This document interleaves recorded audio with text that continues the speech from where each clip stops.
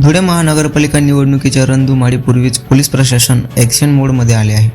Police अधीक्षक श्रीकांत डिवरे यांच्या आदेशाने शहरात अवैध धंद्यांवर मोठी कारवाई करण्यात आली आहे. स्थानिक गुन्हे शाखा आणि शहरातील आझादनगर, देवपूर, पश्चिम देवपूर व मोहाडी नगर पोलिसांनी संयुक्तरित्या धाडी टाकल्या. या मोहिमेत हातभट्टी दारूचे एकूण 11 गुन्हे दाखल करत 11 आरोपींना बेड्या ठोकण्यात आल्या आहेत.